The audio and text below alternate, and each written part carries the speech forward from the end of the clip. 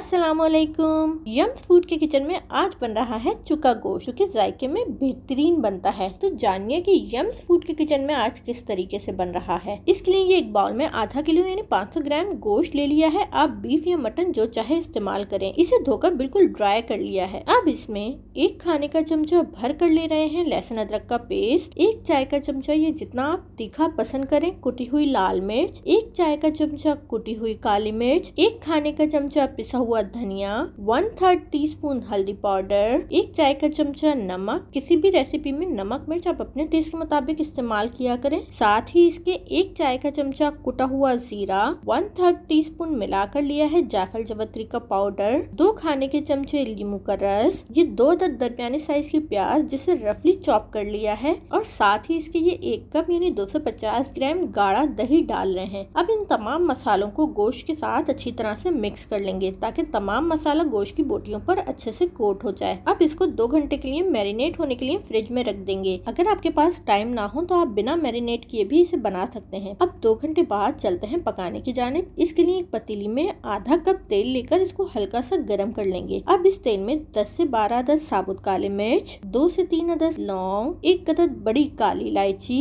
2 से 3 अदद सब्ज इलायची, 1 छोटे साइज का दालचीनी का टुकड़ा और 2 अदद छोटे साइज के तेज पत्ते डालकर इन गरम मसालों को तेल में 3 से 4 सेकंड फ्राई कर लेंगे, जिससे इन गरम मसालों की खुशबू तेल में आ जाएगी। अब इसमें जो मैरिनेट किया हुआ गोश्त है इसे डालेंगे। पहले इसे तेल के साथ मिक्स करेंगे ताकि डाले गए साबुत गरम मसाले जले नहीं। अब इसमें 3 कप या गोश्त के गल जाने के हिसाब से पानी डालकर इसे मिक्स करके इतना पका लेंगे कि डाले गए पानी में जोश आ जाए। अब पतीली को इसके ढक्कन से ढककर हल्की आंच पर 1.5 घंटे के लिए पकने के लिए छोड़ देंगे, जिससे गोश्त अच्छे से गल जाएगा। आप ये काम प्रेशर कुकर में भी कर सकते हैं। अब 1.5 घंटे बाद चेक कर लेते हैं। देखिए गोश्त गल चुका है और इसमें पानी भी बहुत कम रह गया है। अब इसको इतना भून लेंगे कि तमाम इजाफी पानी खुश्क हो जाए, इसमें डाले गए मसाले और गोश्त अच्छे से भुन जाए और तेल किनारों से अलहदा हो जाए। देखिए गोश्त अच्छे से भुन गया है और तेल किनारों से अलहदा हो गया है। अब इसमें 1/3 कप या हल्की सी ग्रेवी के हिसाब से पानी, वैसे इसमें ग्रेवी बिल्कुल भी नहीं होती पर मैं थोड़ा सा पानी डाल रही हूँ। साथ ही इसके 1 खाने का चमचा बिल्कुल बारीक कटा हुआ हरा धनिया, 1 से 2 अदद बारीक कटी हुई हरी मिर्च और 1/3 टीस्पून पिसा हुआ गरम मसाला डालकर इसे गोश्त के साथ मिक्स करेंगे और पतीली को इसके ढक्कन से ढककर बिल्कुल हल्की आंच पर 5 मिनट पकाएंगे ताकि डाले गए अज्जा का जायका इसमें आ जाए। अब 5 मिनट बाद देखिए